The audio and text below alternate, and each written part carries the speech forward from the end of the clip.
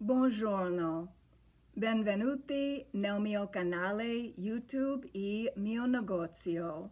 Mi chiamo Shelley. As you can see, I'm still on an Italian high after our weekend with Livia and Paola Rovaris. The cannoli, unfortunately, is gone, but I'm still drinking San Pellegrino. I'm gonna set that on the floor. So the meet and greet was really fun for customers who maybe had never met a designer before. The trunk show models were beautiful, and we were all amazed at how well they know their American customers. Lots of patriotic and Halloween, and more colorful than what they normally designed for the European stitchers. The class was low-key and relaxing. We laughed a lot. We taught them what frogging meant. They had heard of the term before, but they didn't really quite get where it came from. So if in the future they come out with a no frogs allowed or something in the way of a chart, just know that it came from our suggestion in class. They also asked if we thought they should start a FlossTube channel. So raise your hand if you want to encourage Livia and Paola to do a YouTube channel about their life in general. Wouldn't you love to see the behind the scenes of a designer at work? Just the beautiful places in Italy that they go. They attend consumer shows in other countries. It would be fun to see their travels, all about their adventures in Nashville and the shop owners that they meet, like me. Anyway, I just think that would be great, so I'd like to encourage them to do that. We do still have charts. I kept some. Wasn't sure how much to keep because we sold a lot during the event. But a couple days after they left, they had gone to Chicago, and then after that they were heading to South Carolina for their last event. And a couple days after they left Cleveland, I Facebook messaged them and said, I need more charts, because I've been showing them on Instagram, and the FlossTube photo montage was viewed, and I was getting orders for things that I didn't have enough copies of. So they put 3 dozen more charts in the mail to me, and I got them the next day.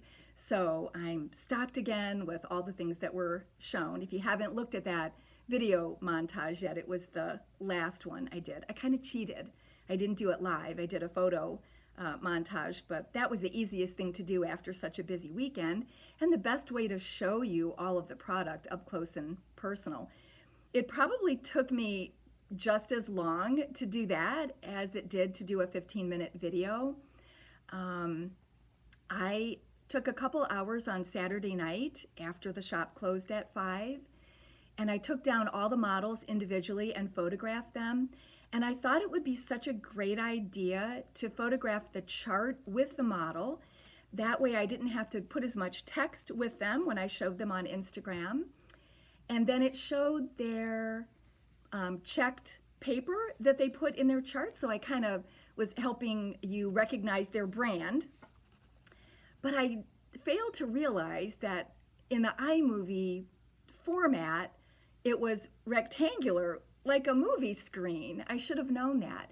So I had to go back and manipulate every single photo, because sometimes it was spending too much time on the chart, and then it would just pan up to the bottom of the model and then move on to the next one. So I learned my lesson, but it was a good experience.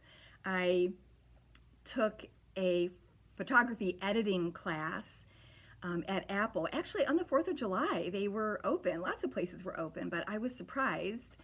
And it was with this really great photographer named Freddie, and he taught me way more than I needed to know right now, but at least I know it's out there as I progress with my photography and video and editing skills. So anyway, speaking of Rovaris, I wanted to show you that in the new Just Cross Stitch Halloween magazine, they have a design.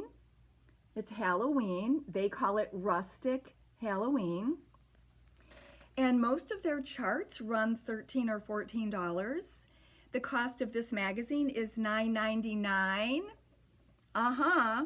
For 60 projects. So it's a really good deal, even if you just want that, or you're just going to do a couple of them. And the magazine has pictures, ornaments, stand-ups, pillows, drums, box tops, bell pulls, all bookmarks, all kinds of different things. So wanted to point that out if you hadn't seen it yet. Today I'm in front of one of our notions areas where we have things like scissors. This is actually, we carry lots of cute scissors, but this is my favorite. I get them from Rainbow Gallery, and they're from Hummingbird House, but they're called task scissors, and there's a serrated edge on the inside of the scissors, so it's really good for gripping slippery threads like silk or rayon, and you get a better cut on them if it's gripping them. So anyway, they're my favorite. They're $17.50, so kind of a low to medium price scissor. Nice big finger holes too. Some of the really cute scissors have tiny holes that are hard for some people to handle. So anyway, I like these. And then we carry several varieties of laying tools. This is one of them, made by, and I should have looked up his name. Is it Jeff? He's the brother of the guy that does doodling around designs. They're both woodworkers. I'm sorry, I can't think of that name right now. Then we also have some puffin accessories. This happens to be the micro needle threader. So you can see that tiny end. It works really well with the size 28 needles. Then from Joseph's Workshop, we have a series of tools. This one is one of their corner starters. So the whole thing is 3 inches, and then it has a 1 inch and a 2 inch measure, so that if you like to start in the corner, you can just line this up with your fabric, and you have your 3 sizes that you can figure out where to start your first stitch. We carry lots of thread conditioners, including real beeswax. This is from Noteworthy Needle, and this is called, she has such cute names for her beeswax. This is called Waste Not Away in Margaritaville. So that's cute. And then the newest notion that we got was actually these emery boards in some floral designs, daisies, bluebonnets, lilies, and they're just $1. And I like this style because there's 2 sides. One is a little bit rougher, so it's good for problem areas with your nails or even your big toes. So anyway, plus it's pretty, and it comes in a sleeve, so you don't have to worry about it catching on something or something messing up your emery. So the giveaway for this week is going to be 6 of these, 2 of each style, because I want the winner to be able to share them with her stitching friends. So all you have to do in the comments, if you want to win these, is tell me whether you have stitching friends that you get together with locally, like maybe at a shop or at somebody's house or the local Panera or Starbucks, or if your stitchy friends are all on social media, and that's good too, or if you have both. Anyway, just tell me about your stitchy friends, and I'll put you in the drawing for that. Then the drawing for last week was the wine-colored thread from Atali, and this is the name that was chosen by the random number generator, Lori Unkefer. And I consider her one of our local customers, but she doesn't live real close. So Lori, if you want me to throw this in the mail to you, I'd be happy to. Otherwise, I'll keep it till the next time you're visiting. There's that. I had so much fun reading all those comments about your experiences with foreign languages. And there were so many great stories. I encourage everybody to go back and read them. I don't know if you read comments on other people's FlossTube channels, but sometimes it's really fun, especially when it's an interesting question. So there were great stories. People talked about learning it in school as early as kindergarten, or having to learn it for work or for travel, or because their husband was transferred to a foreign country. Anyway, it ran the gamut from French, Spanish, German, Turkish, Russian, Norwegian, Italian, Welsh, Slovak, did I say Latin? Even ancient Greek, and several people said American Sign Language. So it reminded me of some other experiences I had with taking Latin and sign language. So if you want to read about those, go back and read. It was 2 videos ago. But there was one that I just thought was funny, and I just had to read it. So I hope she doesn't mind. This is from Julie Tippy. She says, I took French in school. I used to wear this t-shirt that said in French, talk to me, I French kiss. Well, one time I was out shopping with my mom. I was probably 13 or 14 years old, wearing this shirt, and some guy started talking to me in French. Needless to say, I wasn't allowed to wear that shirt again, LOL. Thanks, Julie. That made my day. It was just really fun to read that. Okay, so I have been doing a little stitching.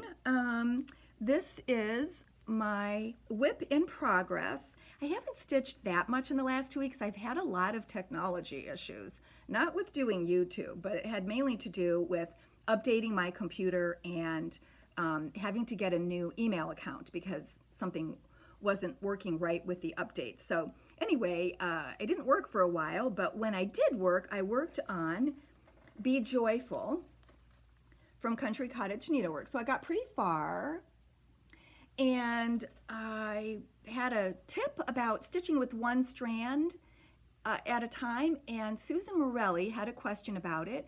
And like most of you who are visual learners, she wanted me to demonstrate instead of just talking about it. So I'm going to try.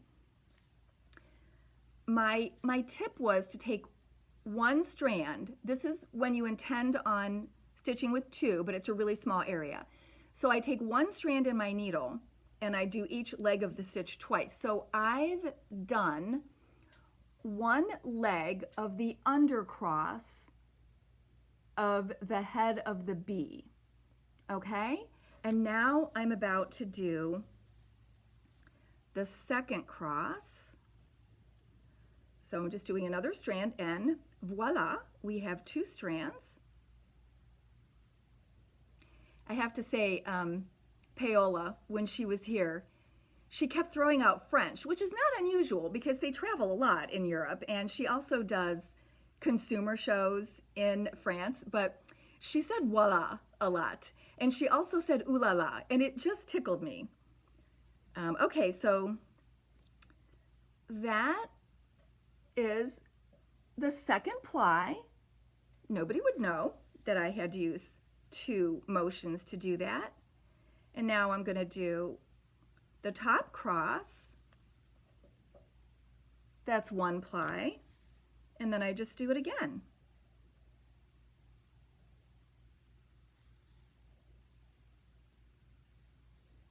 And then when I have both of the strands on the back, okay, so there's the finished X. And then on the back, I already did the other B, and this is what it looks like. So I ended up having 2 strands. Let's see where I can, there we go.